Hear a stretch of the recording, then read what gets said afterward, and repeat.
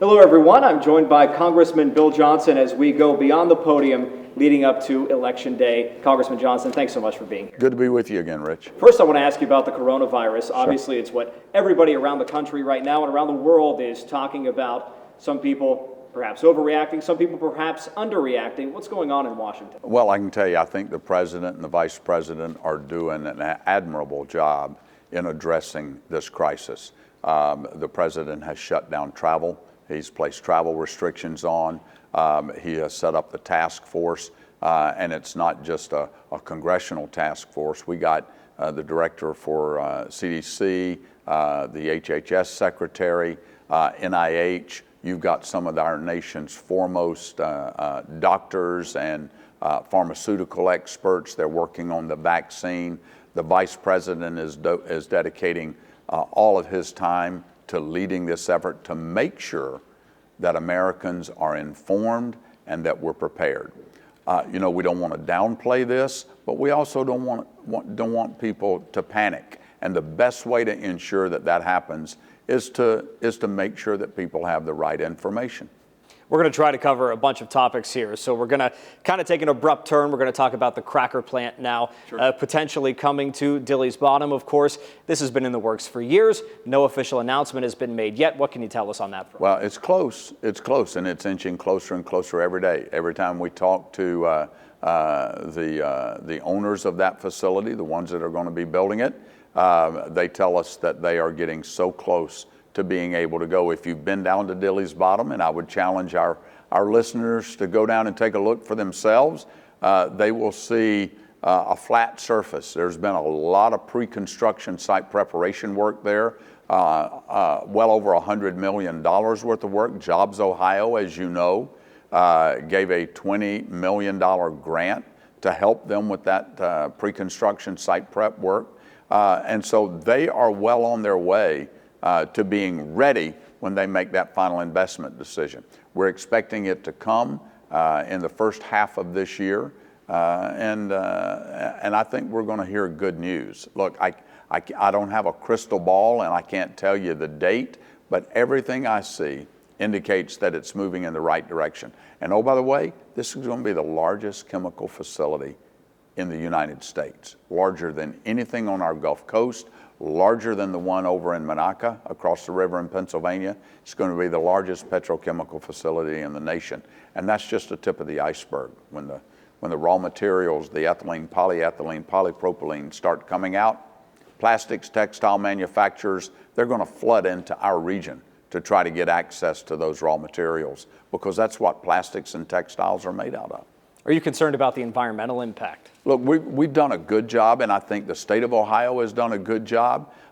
We've been doing this kind of work in America for generations. I mean, if you go down and look at the Gulf Coast, we do the same kinds of things down there. We know how to protect the environment with these facilities. And I can tell you, Rich, nobody's more concerned about the air that we breathe and the water that we drink than those of us who live here along the Ohio River and have to drink it and have to breathe it. We're concerned about that too. And I can tell you, everything that I see tells me that the governor and his department of the EPA, the Department of Natural Resources, everybody has been all hands on deck to make sure that we're doing this environmentally safely. And I believe that it's going to be. Is this the right time to be investing in something where the end game is plastic? I think so. And because let me dispel a rumor, right? We've seen the horror stories and the pictures on TV of how our oceans are being cluttered with plastics that are not being recycled. You know where most of that stuff comes from, Rich? It comes from 10 rivers. And I'll give you a wild guess. How many of those rivers originate in America? I don't know. Not a single You're gonna one. have to tell me. Not a single one. We're not polluting the oceans with plastic. Now, should we just discard it? Should we just throw it in a landfill? No, let's recycle it. And I think we're doing a good job. We're leading the world in recycling efforts. Compare that to the Chinese, whose groundwater is not drinkable, whose rivers and tributaries are infested with disease, and it's bad. They have built the world's fastest growing economy with no consideration whatsoever for public health and safety and the environment. That's a contradiction to how America lives. We're doing a good job with it. You talked about the air we breathe, and that leads to us another topic here, the potential landfill reopening in Jefferson County. A lot of folks have come out against it. Local lawmakers have come out against it. Where do you stand right now? I am adamantly opposed to it. It's an insult to me that East Coast states that will not build landfills in their states think that they have a right to have companies from their states come here and dump their garbage here. There are many reasons why this landfill is not a good idea, and the local authorities, the local county health department has a lot more authority than many people might realize they do. And so I encourage citizens, let your voices be heard. But I've spoken to the Ohio Department of the EPA director.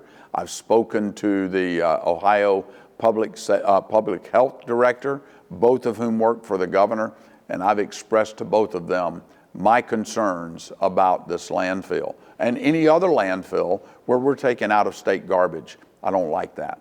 Let's talk about a topic that's near and dear to your heart. That's broadband internet and expansion into your district right now, because there are lots of folks in the district who do not have access to this.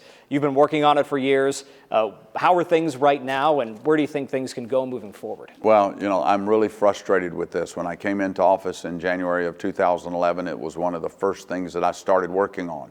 And I heard from everybody in Washington, D.C., we need a map. We need to know where the unserved, underserved areas are. And for nearly 8+ years, that's all I've heard, is that we need a map. Well, I got tired of that. So my team and I, my district team, we developed our own map. We talked to the people that live in eastern and southeastern Ohio in each of my 18 counties, sheriffs, mayors, county commissioners. Tell us where you do not have access to the internet to be able to do the business that you need to do to take care of the people in this county. And Rich, it probably doesn't come as a surprise to you, but most of those counties are unserved or underserved. Much of our district does not have the kind of internet that people in Columbus, Cleveland, and Cincinnati do. I'm thankful that the governor, Governor DeWine, Lieutenant Governor Husted, they're working closely with us. I'm working with the FCC. We're going to see rolling out here this year in October about $16 billion in what's called the Rural Digital Opportunity Fund to incentivize providers to bring the highest level of service to a particular rural area. And there are about 215 eligible locations, segments of our communities that are going to be able to compete for that money. And so that's just a start. You might have heard that President Trump mentioned rural broadband as part of his rural infrastructure plan in his State of the Union. The president is focused on this. I'm focused on it. Our governor and our lieutenant governor are focused on it. We're going to keep beating this thing until we get it right. Let's talk about health care, repeal and replace. That's what we hear from your party. Where does that stand right now? Well, repeal and replace, we tried that. It did not get across the finish line, but Republicans have always had a plan to improve our health care system. And even before Obamacare, we know that our health care system needed some improvements.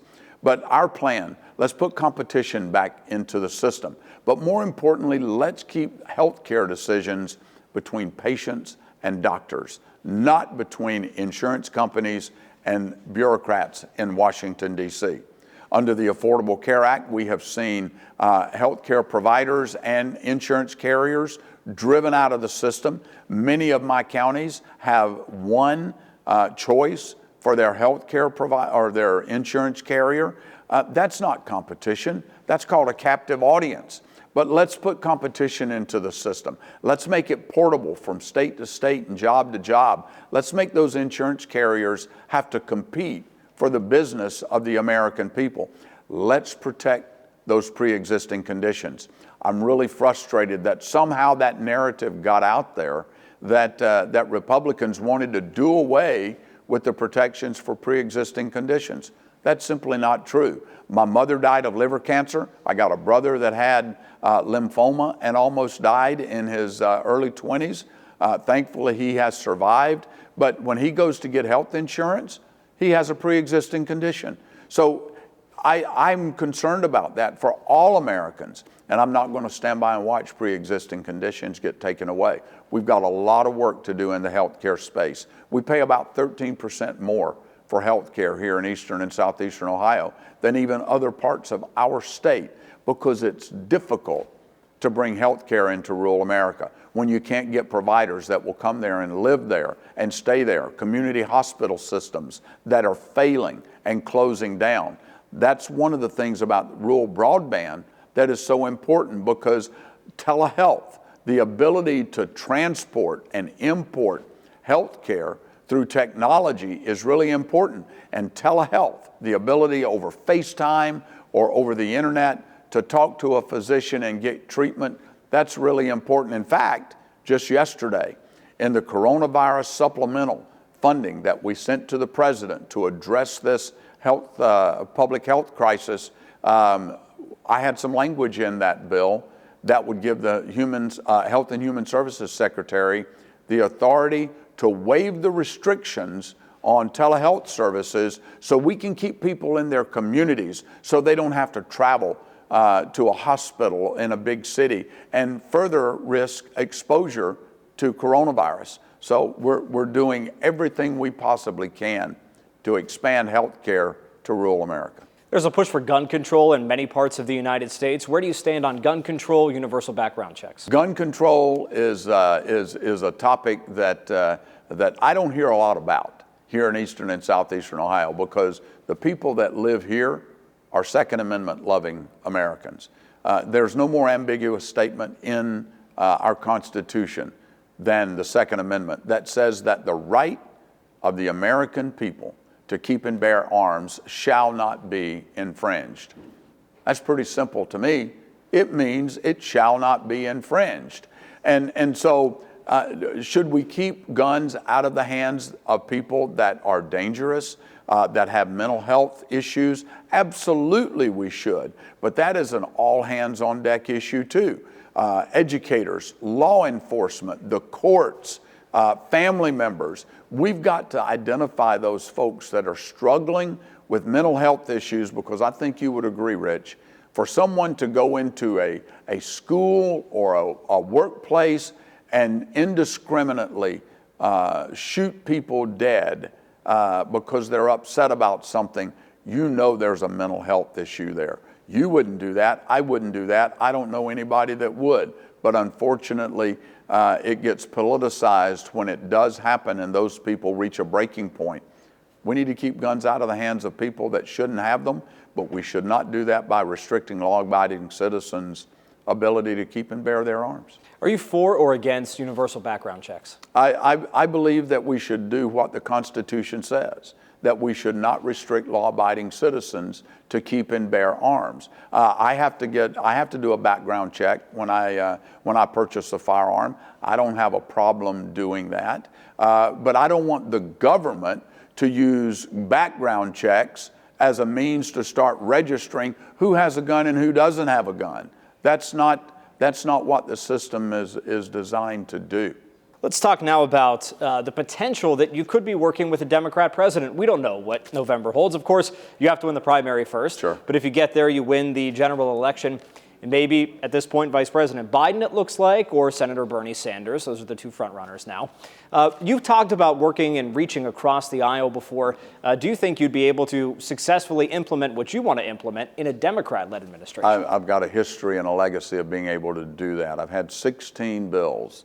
And yesterday, the language that I got into the supplemental funding bill makes 17 that I've gotten across the finish line under both Democrat and Republican presidents. President Obama signed some of my legislation into law. President Trump has signed some of it.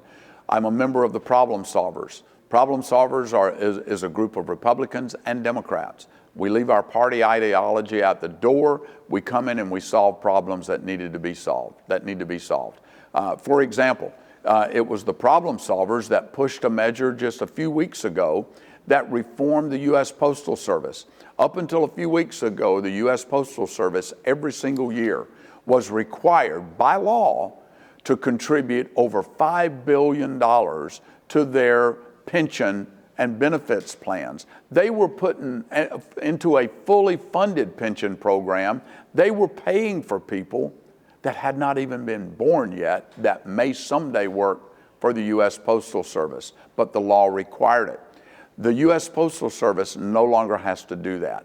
I worked with my problem solver colleagues. We were able to get that across the finish line so that they can take that $5 billion and compete in a fair way with other shippers and carriers to deliver our mail to our homes like we've always been accustomed to. We were also very influential in opening the government back up the last time it shut down. I was in the meeting at the White House with the president when he talked to both the Republicans and Democrats and came to a solution on funding for border security that he could accept. That was the problem solvers that helped do that. So I can work with anybody that wants to pursue real solutions to help the people that I represent. All right, Congressman Johnson, thanks so much for being here. We appreciate it. We have more with Congressman Johnson on One-on-One with Rich Pierce. You can catch that on our website, WTOV9.com, where you are most likely watching this interview right now. Thanks again for being here. Thanks a lot, Rich.